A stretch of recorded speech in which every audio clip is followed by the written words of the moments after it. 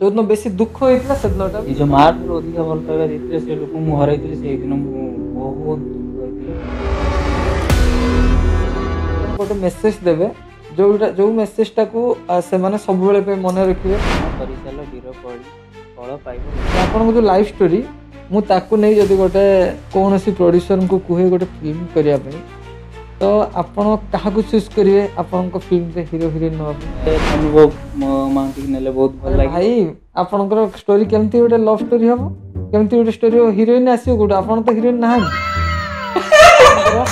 T ना coffee tea भजन ना Odia DJ भजन Odia industry ना हिंदी इंडस्ट्री गाँ ना शहर गाँ मॉर्निंग वर्क कि evening work morning work phone call कि व्हाट्सएप कॉल कौन सी मतामत दे पारि कौन दियंतु शॉर्ट तो देवे ना दे पारि फेवरेट प्लेस आपन जगह ना अदर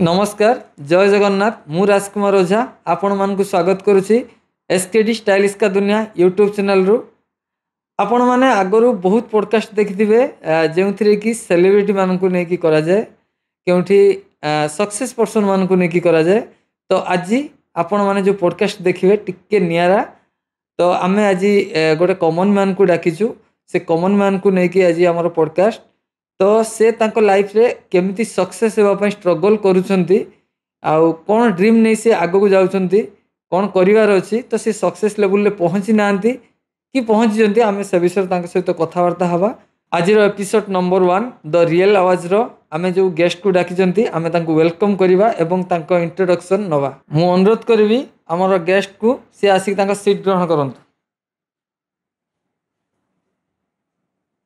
नमस्कार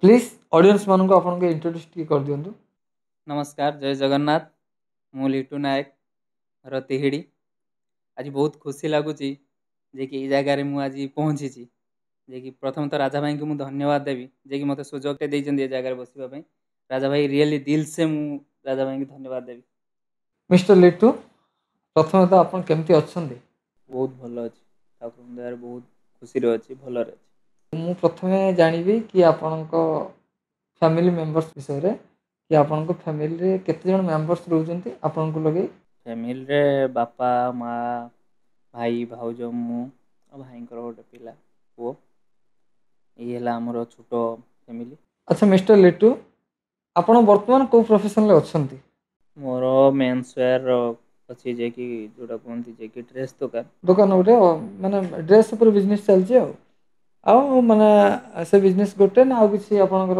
अछि अलगा किछि माने इनकम सोर्स रखचंती ना केवल से बिजनेस ऊपर वर्तमान फोकस बिजनेस अछि मु एछे पीएन मेट लाइफ रे गोटे इंश्योरेंस वगैरह काम करछि अच्छा पार्ट टाइम तो मु जानि परिबे कि आपण वर्तमान तो किछि गोटे लक्ष्य को नेकी तो आगु चलथिबे ना ना आपनकर फाइनल लक्ष्य कि ए जो बिजनेस करछंती एटा को केमति बड़ करिवे एई लाइन ले जिवे ना आ किछि अलगा किछि लक्ष्य नेकी अछंती बहुत किछि तो स्वप्न अछि बहुत किछि करिया पई तो इच्छा अछि समय अनुसार सब धीरे धीरे नहीं नहीं तो मो कहया कथा कि आपण ए जो प्रोफेशन वर्तमान करूचंती सेही प्रोफेशन को आगु को नेकी ड्रीम रखचंती ना अदरवाइज एटा तो सेटा नै कि सेटा को नेकी अछि त माने आपण चाहुचंती कि लाइफ रे जो सक्सेस पोजीशन टा को जोटा रखिचंती लक्ष्य किंतु सेटा सेही एई बिजनेस एई रिलेटेड बिजनेस रहइबो ठीक अछि भल कथा आज आमे माने जे कॉमनली सब किछि जानिया को चाहिबी कि माने हमरो ऑडियंस मान को भी जणाई दवा कि गोटे आपण आपण माइंड मेकअप करचंती कि जदी भी आपण लाइफ से बिजनेस करंती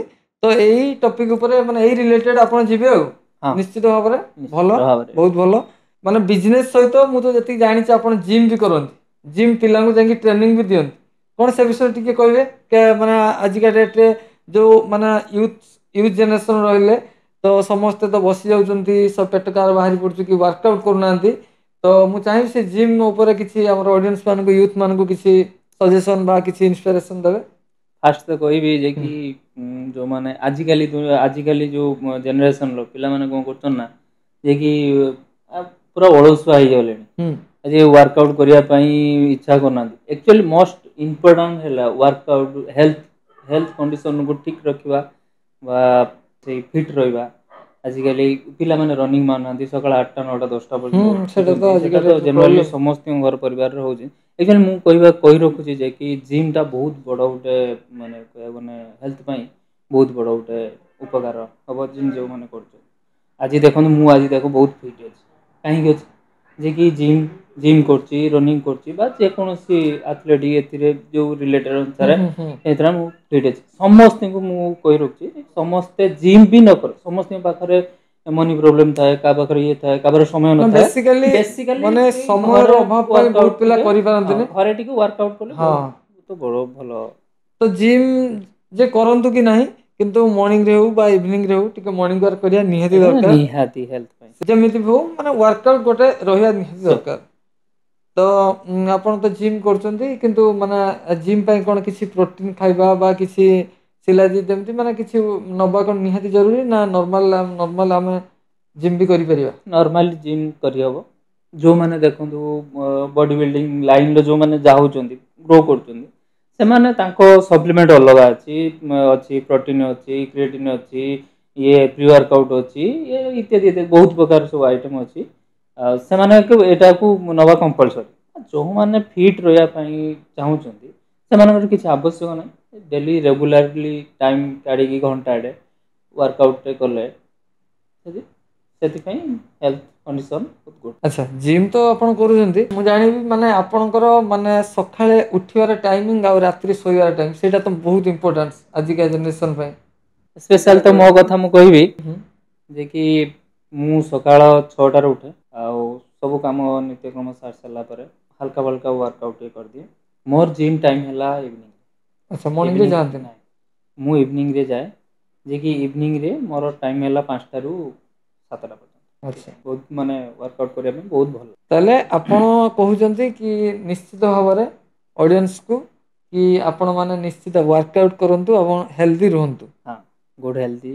ଆଚ୍ଛା ମିଷ୍ଟର ଲିଟୁ ମୁଁ ଜାଣିପାରିବି କି ଆପଣ ଯେବେ ବି ବିଜନେସ୍ କରିବା ପାଇଁ ଗୋଟେ ମନୋନୀତ କଲେ ନିଜକୁ ଭାବିଲେ ମୁଁ ବିଜନେସ୍ ମ୍ୟାନ୍ ହେବି ବା ବିଜନେସ୍ କରିବା ପାଇଁ ଆଗେଇ ଆସିଲେ କାହାଠୁ ଆପଣ ଇନ୍ସପାୟାର ହେଇଥିଲେ ବା କଣ ଦେଖିକି ଆପଣ କୋଉଠୁ ଭାବିଥିଲେ ମୁଁ ବିଜନେସ୍ କରିବି ଆଉ ଏ ଡ୍ରେସ୍ ବିଜନେସ୍ କରିବାର ଭାବନା କେମିତି ଆସିଥିଲା ଟିକେ କହିବେ?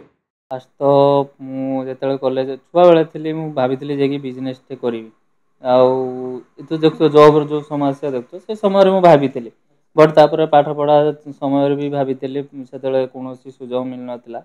ଯେହେତୁ ପାଠପଢ଼ା କମ୍ପ୍ଲିଟ୍ ସରିଗଲା ତାପରେ ଏଇଟା ମୁଁ ଥରେ ଭାବିଥିଲି ଯେ କି ମୋ ଭିଣେଇ ବିଜନେସ୍ କରନ୍ତି ହେଲାକି ତାଙ୍କଠାରୁ ମୁଁ ବହୁତ କିଛି ଶିଖିଛି ତାପରେ ଏଇ ଲାଇନ୍ କି ଆସିବା ପାଇଁ ମୁଁ ସେଇଦିନ ଡିସାଇଡ଼୍ କରିଥିଲି ଯେବେଠୁ ଭିଣେଇଙ୍କ ସହିତ ମୁଁ ମିଶିକି କାମ ଷ୍ଟାର୍ଟ କରିଥିଲି।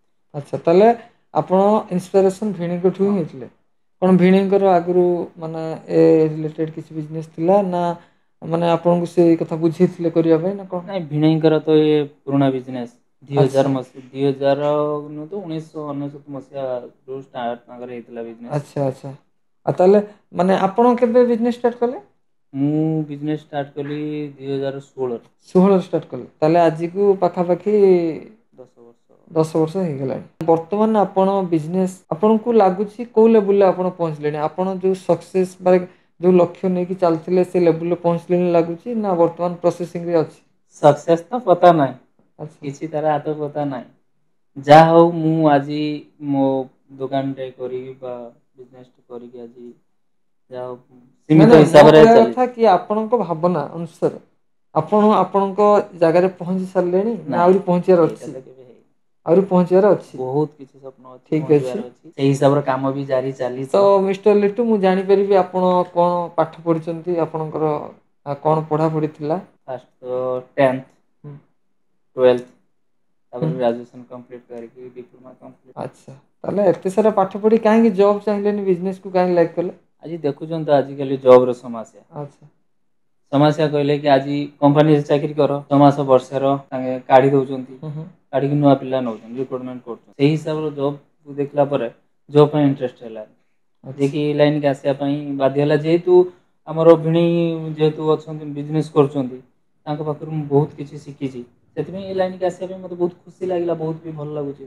ଆମର ବର୍ତ୍ତମାନ ମାନେ ମାର୍କେଟରେ ଯାହା ଭ୍ୟାଲ୍ୟୁ, ଯାହା ସିଚୁଏସନ୍, ମାନେ ଅଡ଼ିଏନ୍ସ ମାନଙ୍କୁ ବା ୟୁଥ୍ ମାନଙ୍କୁ କ'ଣ ଆପଣ ମେସେଜ୍ ଦେବେ? ତ ବିଜନେସ୍ କରିବାଟା ମାନେ ଆପଣଙ୍କ ମତରେ ଭଲ କି ଜବ୍ କରିବାଟା ଭଲ ହେବ, କି ଆପଣ କ'ଣ ମାନେ ମେସେଜ୍ ଦେବେ ଅଡ଼ିଏନ୍ସ?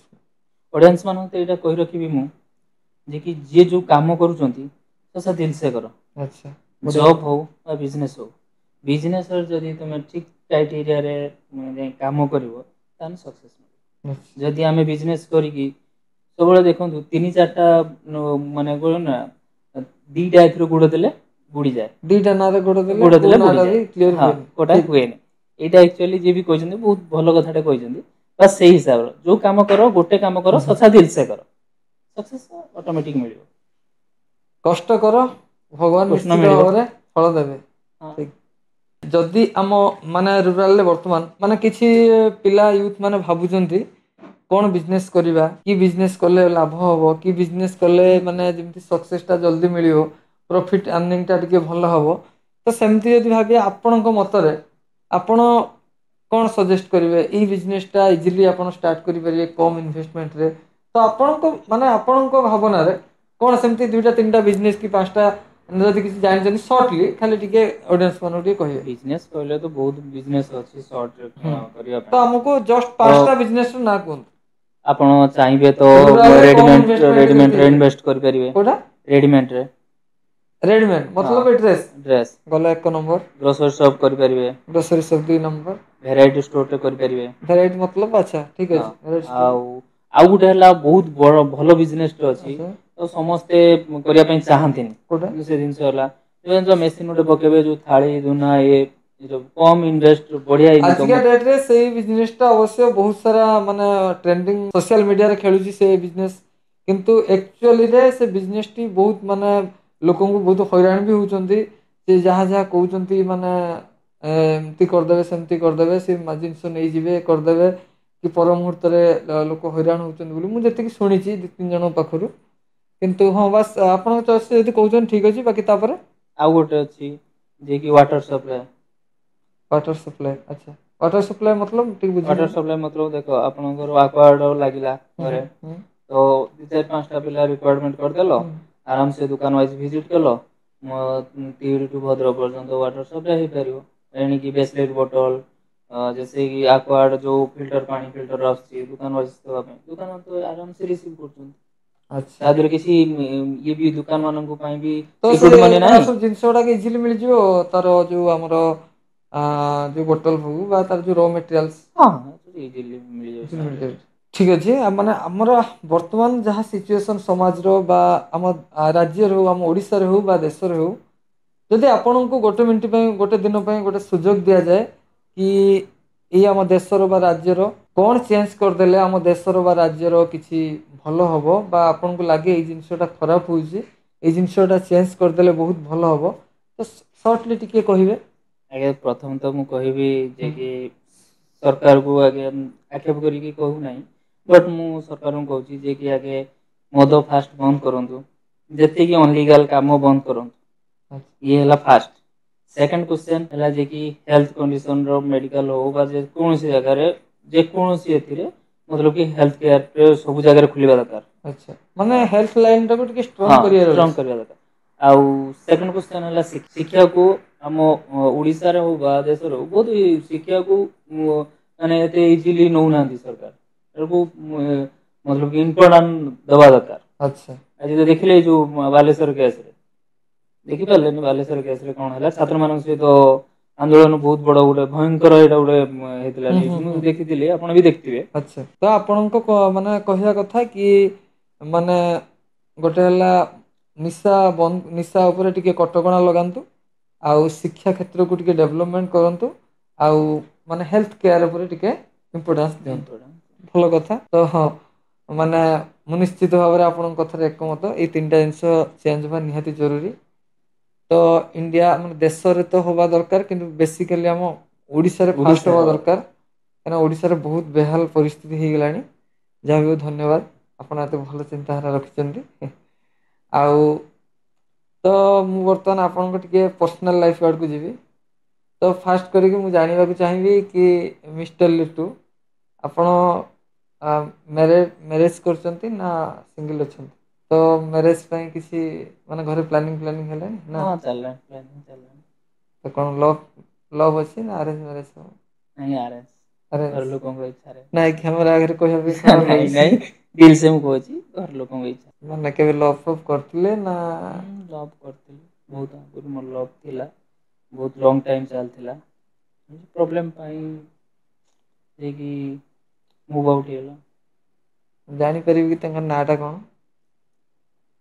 ସେ ଯାହାକୁ ଲଭ୍ କରୁଥିଲେ ନା ସେଟା କହିବାଟା ଠିକ୍ ହବନି ନା ଏଇଟା କହିବାଟା ଏଇଟା ଆଚ୍ଛା ଠିକ୍ ଅଛି ପର୍ସନାଲ ହେଇଯାଉଛି ଏଇଟା କହିବା ଉଚିତ ନୁହଁ ହଉ ହଉ ଠିକ୍ ଅଛି ଯାହା ହଉ ତ ଆପଣ ମ୍ୟାରେଜକୁ ଡାକିବେ ନା ଡାକିବେନି ସିଓର ଠିକ୍ ଅଛି ଧନ୍ୟବାଦ ଦେଖିବା ସେତେବେଳେ ଟାଇମରେ ଆପଣ ଡାକୁଛନ୍ତି କି ନାଇଁ ନାହିଁ ନାଇଁ ସିଓର ସିଓର ଆପଣଙ୍କୁ ନ ଡାକିବି କେମିତି ଆଚ୍ଛା ଠିକ୍ କେମିତି ଅଛି ନ ହବ ଆପଣ ଆପଣଙ୍କ ଲାଇଫରେ ଏମିତି ଗୋଟେ ଦିନ ଆପଣଙ୍କର ପିଲା ଦିନରୁ ଆଜି ପର୍ଯ୍ୟନ୍ତ କେବେ ସବୁଠୁ ବଡ଼ ଧରଣର ଶକ୍ ହେଇଥିଲେ ମାନେ ଗୋଟେ ଆଶ୍ଚର୍ଯ୍ୟ ହେଇଯାଇଥିଲେ ଯେଉଁଟା କି ଗୋଟେ ପଜିଟିଭରେ କହିବେ ଗୋଟେ ନେଗେଟିଭରେ କହିବେ ଯୋଉଦିନ ବେଶୀ ଖୁସି ଯାଇଥିଲେ କହିବେ ଯୋଉଦିନ ବେଶୀ ଦୁଃଖ ହେଇଥିଲା ସେଦିନଟା ବି କହିବେ ତ ପ୍ଲିଜ୍ କୁହନ୍ତୁ ତ ସକ୍ ହେଇଥିଲି ଯାଇକି ସେତେବେଳେ ବହୁତ ଛୋଟ ଥିଲି ବହୁତ ଛୋଟ ଥିଲି ସେ କି 8-9 ବର୍ଷର ହବ ହୁଁ ହୁଁ ସେ ସମୟର ଯେ କି ଏମିତି କି ମତେ ଯୋଉ ଲୋକ ମତେ ବହୁତ ମାନେ ଭଲ ପାଉଥିଲେ ବା ବହୁତ ଭଲ ପାଇବା ଦେଇଥିଲେ ନିଜ ମା ଠାରୁ ଅଧିକା ଭଲ ପାଇବା ଦେଇଥିଲେ ସେ ଲୋକଙ୍କୁ ମୁଁ ହରାଇଥିଲି ସେଇଦିନ ମୁଁ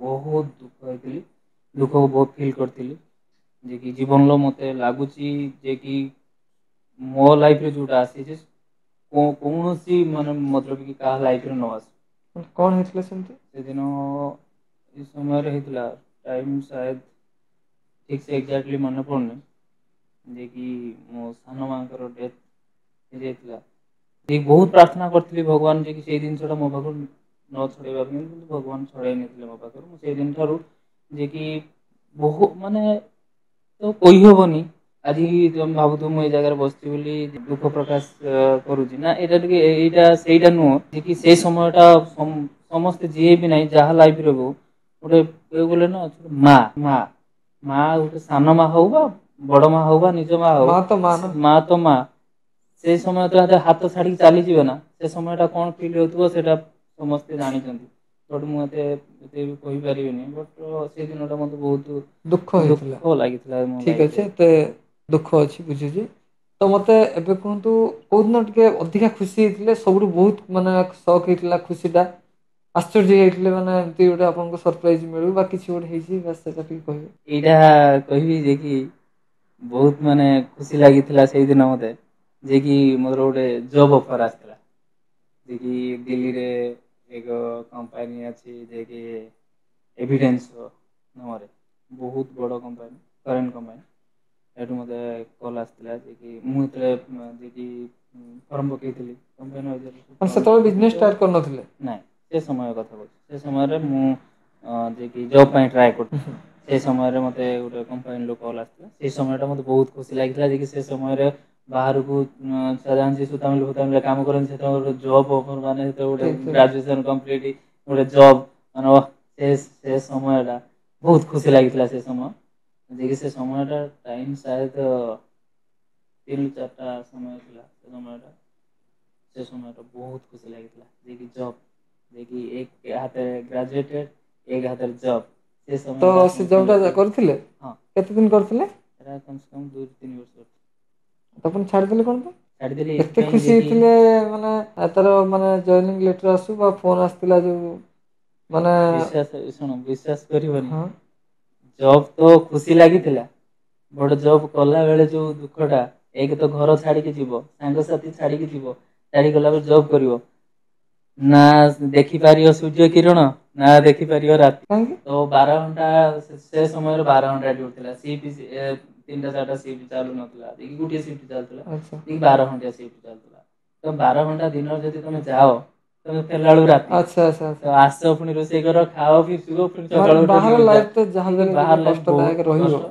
ଫିର୍ ବି ଘରକୁ ଛାଡିକି ରହିବା ସେ ସମୟ ବହୁତ ଫ୍ୟାମିଲି ହୁଁ ହୁଁ ପ୍ରୋବ୍ଲେମ୍ ହୁଁ ଥିଲା ବୋଲି ମୁଁ ଛାଡ଼ିକି ଯାଇଥିଲି ବଟ୍ ଏବେ ତାପରେ ବିଜନେସ୍ ଜଏନ୍ କଲି ଏବେ ସବୁ ଠିକ୍ ଠାକ୍ तो आजिका जेनेरेशन जी भी गोटे बिजनेस गोटे स्टार्टअप करुँच गोटे बिजनेस करने चाहूँगी तो आपणकर कौन मेसेज माने तांकु पाखापाखि माने अप्रोक्सीमेटली केते दिन भली तांकु माने टिके स्ट्रगल करिया पड़ियो से एबे समस्ते जे भी गोटे बिजनेस स्टार्ट करूछंती कि से स्टार्ट कर देले संगे संगे कहउछन हमको सक्सेस दरकार आ जदी सक्सेस न मिलला मूड चेंज कर दोछंती देखो बिजनेस करबा सह इते इजी नो बिजनेस कम से कम पिक करते हेले कम से कम 6 मंथ रु 1 ईयर लागिवो तो सही समय को आउरी भी अधिका समय लागे अधिक समय भी लागुची बट जनरली 6 मंथ रु 1 ईयर पिक करते लागिवो तो सही समय को हम धैर्य धरिकी सही समय धैर्यर साथ से काम को सच्चा दिल से कले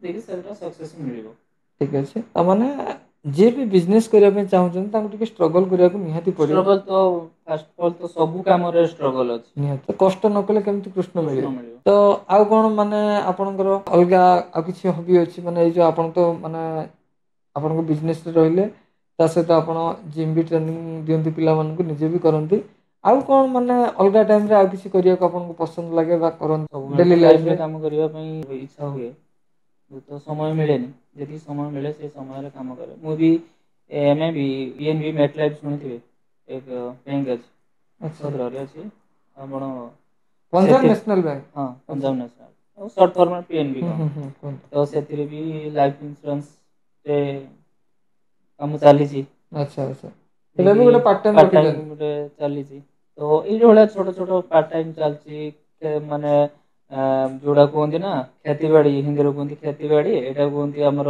चाष करबा तो हमको आम जेहेतु ओडिया हमको खराब लागेनी जे कि आम चाष करू हम गोटे चाषी घर पिला एटा बहुत गर्व सहित कहया पई खुशी लागे जे कि मु चाषी घर पिला हां हां जे चाष भी चाली छी धान 7-8 एकर हेची पनिपरिया चाष होउची अच्छा सेडा के बुझन बापा बुझन आउ जो ना पोखरी अछि माछ चाष भी होउची ठाकुर दया जा भगवान कृपारू चाली छी सब के ठीक ठाक चलची निश्चित भाव में आगे चलाते जल्दी सक्सेस पाखे पहुंची जातु मु भगवान को भी प्रार्थना करी तो बर्तमान आम वीडियो थ्रो माने वीडियो जो माने सब ऑडियंस देखचंती वीडियो थ्रो रे कोन आपन गोटे मेसेज देबे जो मेसेज टा को से माने सब बेले पे मन रखिबे कि आमे पॉडकास्ट देखथिलु एई गेस्ट माने माने आपन ठू एई जिंसटा से माने सिखिले गोटे शॉर्टली गोटे डायलॉग हो बा सही टाइप रे किछ गोटे कहिबे मेसेज जोटा कि हमर ऑडियंस माने मन रखिबे के ठीक अछि फर्स्ट ऑफ ऑल तो कहबे जे कि कर्म कर्म करि चलो वीर पड़ी फल पाइब लेट कर जे कि बिजनेस हो बा चाषबास हो बा जेकोसी एनीथिंग एल्स तो फास्ट मु कहबी जे कि कर्मटा फास्ट मुख्यतः जे कि कर्म करी चल वीर परी फल पाइब लेट कर जे कि मु मो कथा कहूँ जे कि मु से हिसाब रे कर्म करी चल मु फलर आशा रखी नै मु कर्म करी चलची स्टेप बाय स्टेप कर्म करी चलची भगवान दयारु भलर भी अछि सक्सेस दिने ना दिने मिलियो जे कि तमे जदी कर्म न करिवो कर्म आमे करिबानी आमे घरे बसी कइले कोन आम सब सक्सेस हे जिवो तो सही हिसाब रे हम कर्म करिया पई पड़ियो भाई सकाळ ठारू राती 10टा बा 12टा गुटे पर्यंत सही हिसाब प्रोसेस र काम करी चलो निश्चय फल मिलियो मु आजी ऑडियंस मानु कहि दउची जे कि मोर गुटे वार्ता मु एटा रखुची जे कि कर्म करी चलो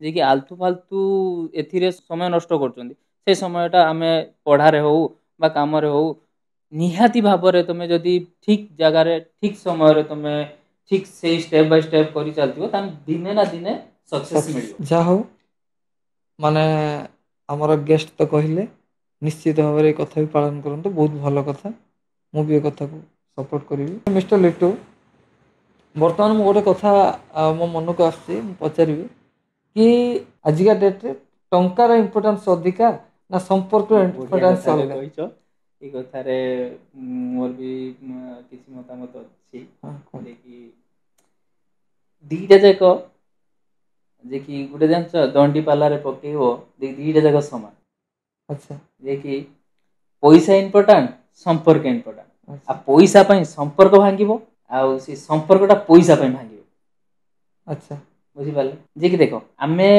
पैसा पई आज पैसा इनकम करिया चक्कर रो बंधुटा छाड़ दबा କିମ୍ବା ରିଲେସନସିପ୍ ବି ଭାଙ୍ଗୁଛି ମାନେ ବା ବହୁତ ଡିଷ୍ଟାନ୍ସ ମେଣ୍ଟେନ ହେଇଗଲା। ଡିଷ୍ଟାନ୍ସ ହଁ ହଁ ମେଣ୍ଟେନ୍ ହେଇଯାଉଛି ବା ସେଇଠି ସମ୍ପର୍କ ଭାଙ୍ଗି ଯାଉଛି। ନାଇଁ, ମୁଖ୍ୟତଃ ଦିଟା ଯାକୁ ଇକ୍ୱାଲ କରିବା ପାଇଁ ଚାଲିବା ପାଇଁ ପଡ଼ିବ। ସମୟ ଦେଖ, ମନି ଗୋଟେ ଜାଗାରେ, ରିଲେସନ ଗୋଟେ ଜାଗାରେ, ଯେ କି ରିଲେସନ ମନି କି ଯଦି ସମାନ କରିଦିବ ସିଏ ବି ଚାଲିବନି।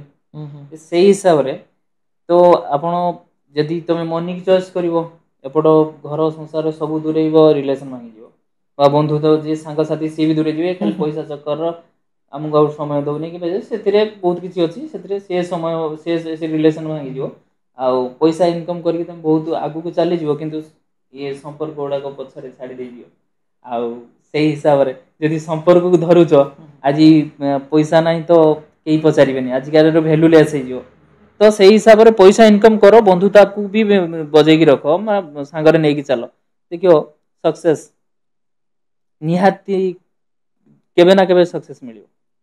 ଆଜି ନ ମିଳିଛି କାଲି ମିଳିବ, କାଲି ନ ମିଳିଛି ପରଦିନ ମିଳିବ, ଯେଉଁ ଦିନ ବି ସକ୍ସେସ୍ ମିଳିବ। ସେଇଠୁ ଆମେ ବହୁତ ସମୟ ଇମୋସନାଲି କଥା ହେଲେ, ତ ବର୍ତ୍ତମାନ ଆମେ ଟିକେ ଯିବା ଏଣ୍ଟରଟେନମେଣ୍ଟ ଆଡକୁ। ଓଡ଼ିଆ ଇଣ୍ଡଷ୍ଟ୍ରି ହଉ ବା ହିନ୍ଦୀ ଇଣ୍ଡଷ୍ଟ୍ରି ହଉ, କୋଉ ଇଣ୍ଡଷ୍ଟ୍ରି ବି ଆପଣଙ୍କୁ କୋଉ କମେଡି ଷ୍ଟାର ବେଶୀ ଭଲ ଲାଗନ୍ତି? ମତେ ଓଡ଼ିଆରେ ତ ଫାଷ୍ଟ କହିବି, ଓଡ଼ିଆରେ ବହୁତ ମାନେ କମେଡି ବହୁତ ଭଲ ଲାଗେ। ମାନେ କୋଉ ଷ୍ଟାରଙ୍କର ଭଲ ଲାଗେ କୁହନ୍ତୁ? ମତେ ଓଡ଼ିଆରେ ଗୁଲୁଆ ଭାଇଙ୍କର ଭିଡ଼ିଓ ବହୁତ ମାନେ ମଜା ଲାଗେ ଦେଖିବା ପାଇଁ। ଆଉ ହସି ତା ଦେହରେ ତ ବହୁତ ଫନି ଅଛି, ହସି ହସି ତମେ ଗଡ଼ିଯିବ। ବିଲିଭ୍ କର, ତମେ ବି ଦେଖିବ ଗୁଲୁଆ ଭାଇଙ୍କ ଭିଡ଼ିଓ ଭିତରେ ପୁରା ହସି ହସି ଗଡ଼ିବ, ମାନେ କାନ୍ଥ ଫଟେଇଦବ।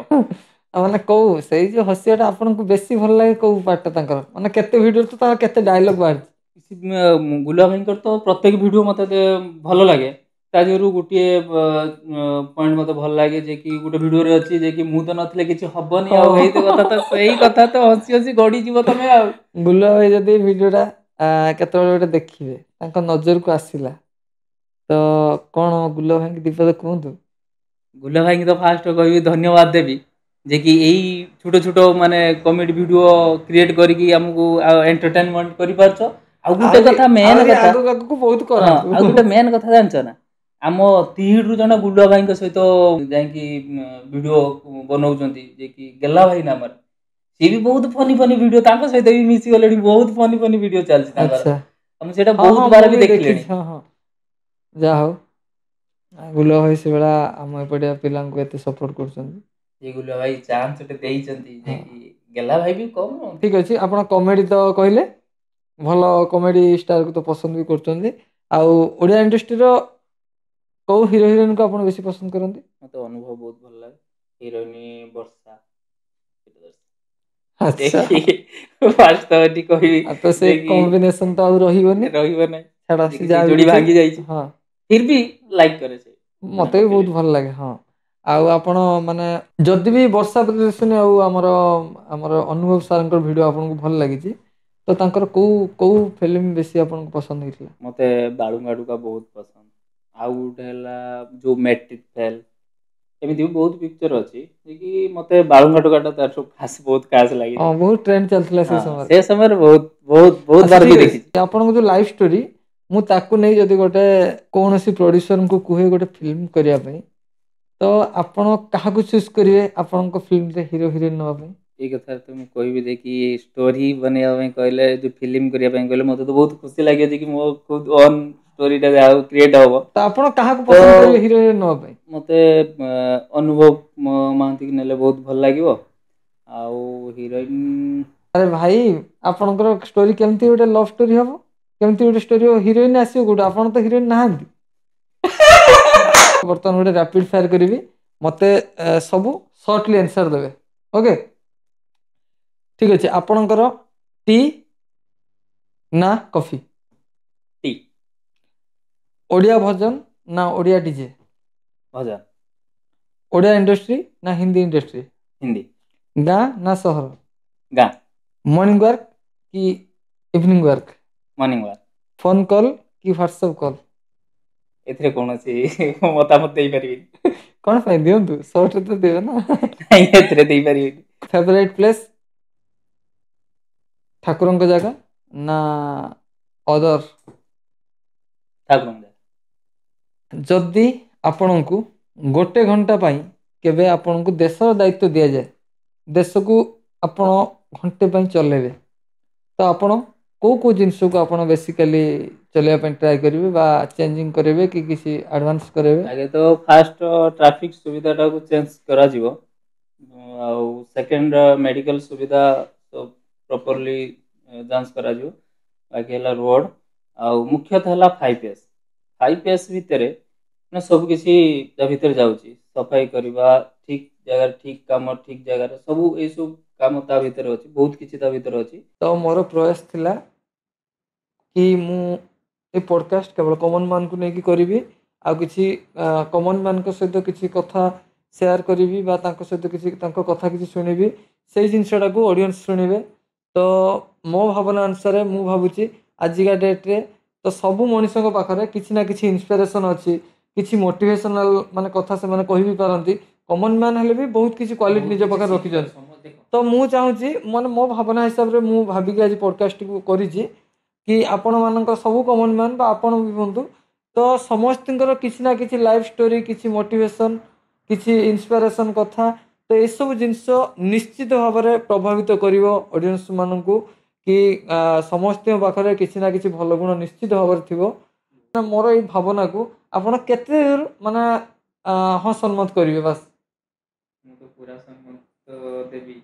तो आमर ये चैनल आगो आगो यही कार्यक्रम कले आप खुशी हे तो बहुत खुशी हेबी, सपोर्ट करिए तो तो जो राजा भाई जो प्रयासटे छोट प्रयासटे करचंती जे कि आज मु बहुत खुशी लगुची। आउ ऑडियंस मानक मु एकटा रिक्वेस्ट करी कहि रखुची जे कि लाइक कमेंट शेयर सब्सक्राइब करंतु, एसकेडी स्टाइलिश का दुनिया को सपोर्ट करंतु। ठीक अच्छे मिस्टर लिटू, आज समय आमर बहुत हो गलानी तो आज पे आम विदाय नवा पुणी नेक्स्ट सेकंड अध्याय को। नमस्कार, जय जगन्नाथ। आम रहिलु पुणी नेक्स्ट एपिसोड रे हमर देखा हबो। धन्यवाद। जय जय।